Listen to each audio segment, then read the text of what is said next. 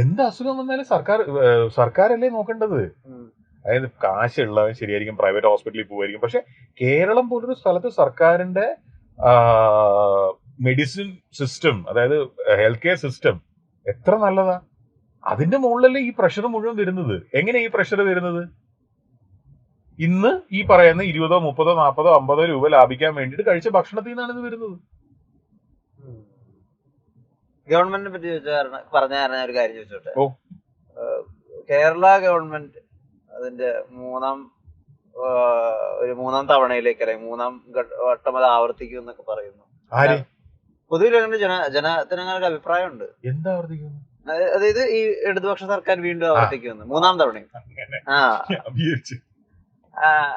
അതിനെ എങ്ങനെയാ നോക്കി കാണുന്നത്? കൂടുതൽ വോട്ട് കിട്ടുന്നവർ ജയിക്കും.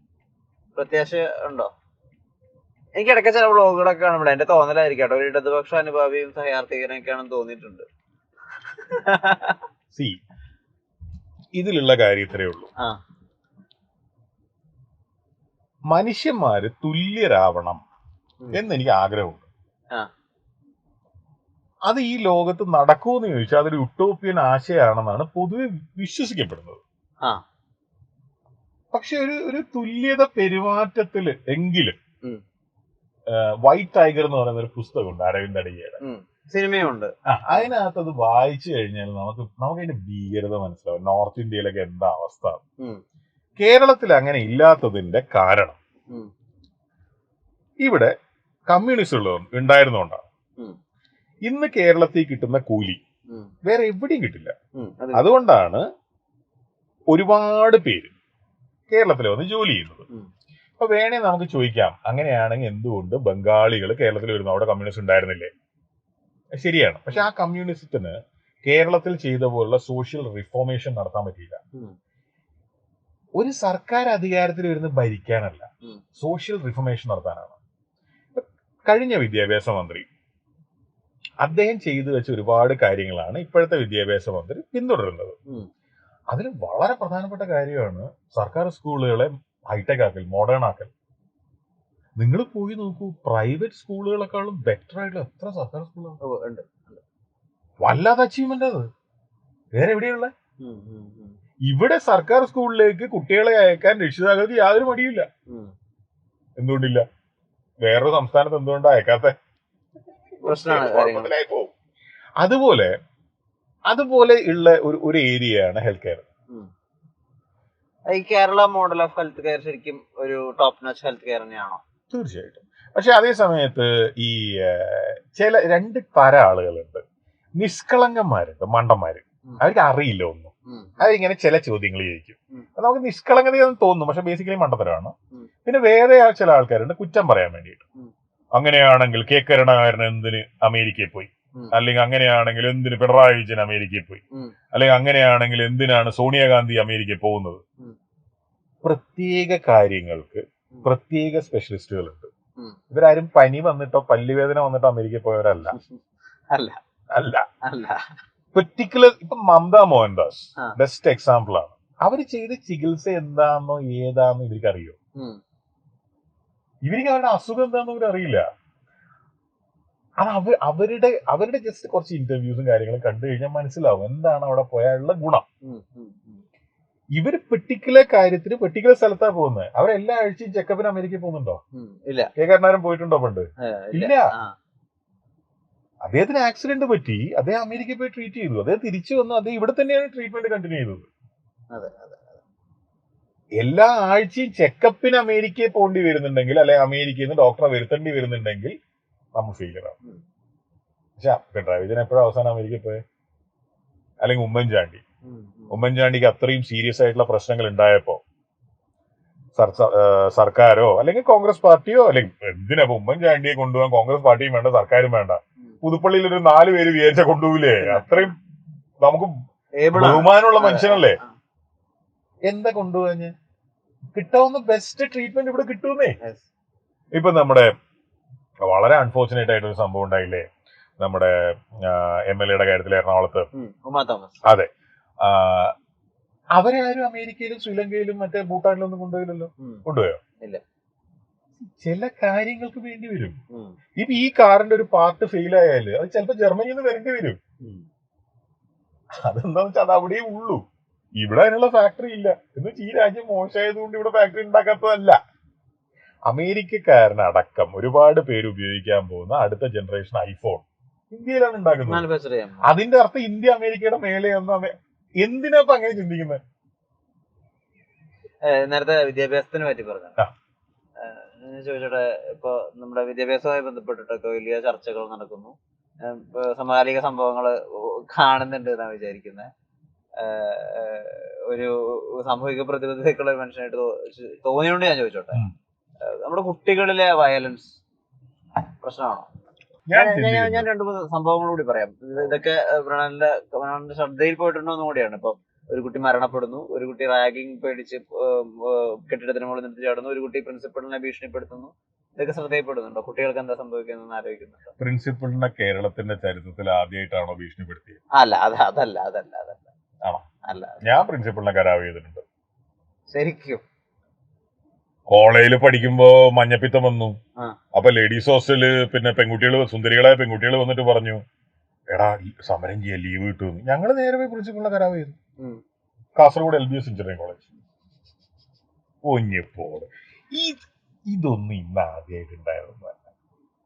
പക്ഷെ കുട്ടികൾ മർദ്ദിച്ച് ഒരു കുട്ടി മരിക്കുന്നത് അത് കുറച്ച് റയറായ സംഭവം. കേരളത്തിൽ ഏറ്റവും കൂടുതൽ ആളുകളെ കൊന്നിട്ടുള്ളത് KSU ആണ്. 10ാം ക്ലാസ്സിൽ പഠിക്കുന്ന കുട്ടികളാണ്. പിന്നെ 10ാം ക്ലാസ്സിൽ പഠിക്കുന്നതിന് താഴെയുള്ള കുട്ടികൾ ഇന്ത്യയിൽ ഇതുവരെ കാര്യം കൊന്നിട്ടില്ല. ബീഹാറിലൊരു സീരിയൽ കില്ലർ ഉണ്ടായിരുന്നല്ലോ പണ്ട്, 10ാം ക്ലാസ്സിൽ പഠിക്കുന്ന പ്രായത്തിന് താഴെ. അത് പറയുന്നത് ഒരാളുടെ സൈക്കി അല്ലെങ്കിൽ അയാളുടെ മെന്റാലിറ്റി വരുന്ന പ്രശ്നമാണ്. ഇവിടെ കുറച്ച് കുട്ടികള് ഒരു ആളുടെ ഒരു വിയോജിപ്പ് കൊണ്ട് അടിച്ച് കൊല്ലുകയാണ്. ഇത് രണ്ടല്ലേ? അണ്ണൻ തമ്പി സിനിമ അതെങ്ങനെയാ തുടങ്ങുന്നത്? 3 കുട്ടികൾ തമ്മിലുള്ള സ്പർദ്ധയും അടിച്ച് പൊളിക്കട അവന്റെ തല എന്ന് പറഞ്ഞിട്ടല്ലേ? അത് രാജമാണിക്യം. അണ്ണൻ തമ്പിയിൽ ഇതേപോലെ ആരെയോ മറ്റേ എന്തോ. ഈ സംഭവങ്ങളൊക്കെ പണ്ടും ഉള്ളത് കൊണ്ടാണ് ആ സിനിമയിൽ അത് വന്നിട്ടുണ്ടാവുക. സിനിമ റൈറ്റേഴ്സ് എപ്പോഴും പറയും, സിനിമ കണ്ട് സമൂഹം ഇങ്ങനെയാവുന്നതല്ല, സമൂഹത്തിൽ നിന്നാണ് ഞങ്ങൾ ക്ലൂസ് എടുക്കുന്നതെന്ന്. അവർക്ക് ആ ക്ലൂസ് എവിടുന്ന് കിട്ടി? ഞാൻ പറയുന്നതെന്ന് വെച്ച് കഴിഞ്ഞാൽ ഇപ്പോഴത്തെ സമൂഹത്തിൽ സീരിയസ് ആയിട്ടുള്ള ഇഷ്യൂസ് ഉണ്ടാവാനുള്ള പ്രധാന കാരണങ്ങൾ ഞാൻ കാണുന്നത് 3 എണ്ണമാണ്. ഒന്ന് കോവിഡ് കിഡ്സ് ഉണ്ട്. നിങ്ങൾ വിചാരിക്കുന്ന പോലെയല്ല. ഞാൻ പണ്ട് എന്റെ ചൈൽഡ്ഹുഡ് ഉണ്ടല്ലോ, രാവിലെ ബ്രേക്ക്ഫാസ്റ്റും കഴിഞ്ഞ് വലിയ വെക്കേഷൻ വീട്ടിൽ നിന്ന് ഇറങ്ങിയാണ്ടല്ലോ, ഞാൻ അറിയാത്ത മാവില്ല, ഞാൻ മഹാമോശം ഫുട്ബോൾ കളിക്കാരനാണ്.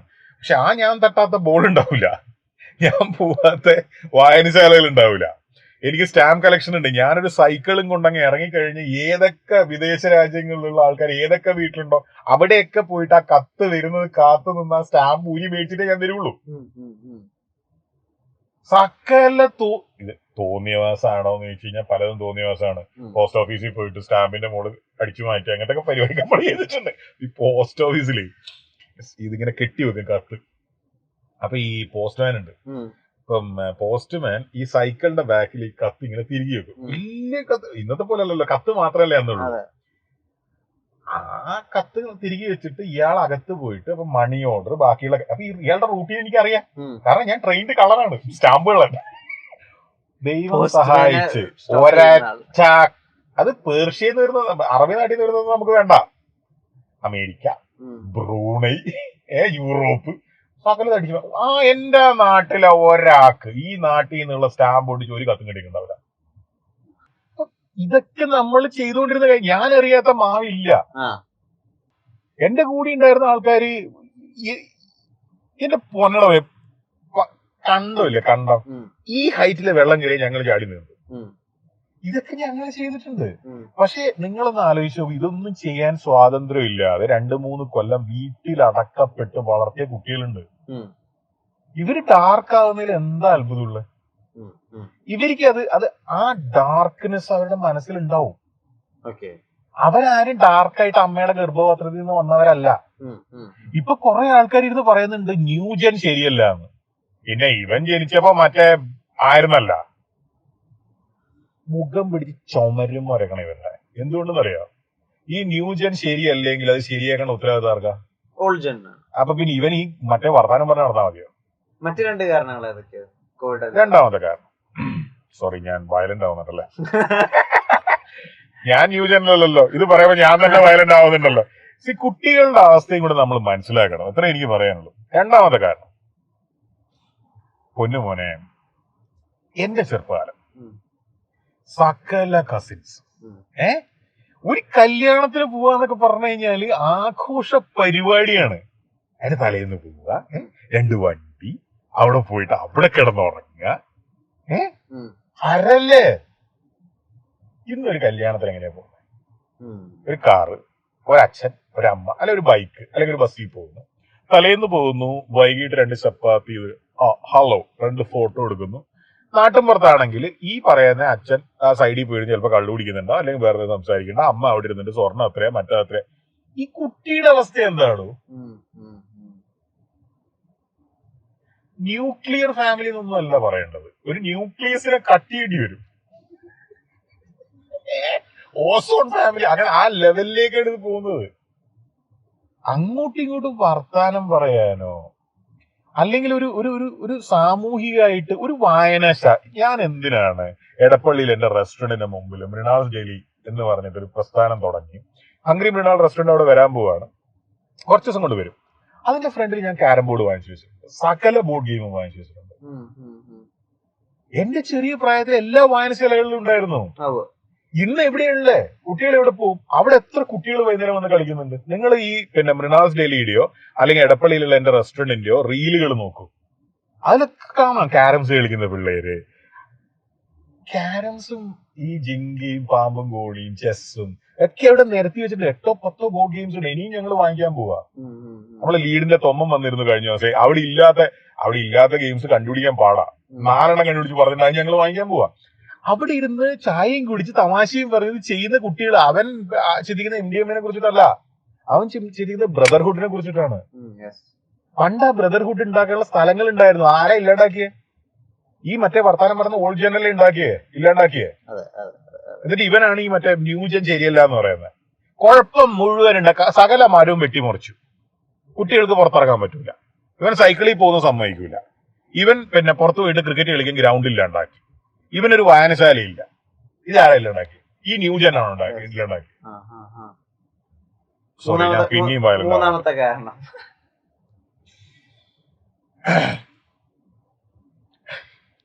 മൂന്നാമത്തെ കാരണം സിന്തറ്റിക് ഡ്രഗുകളാണ്.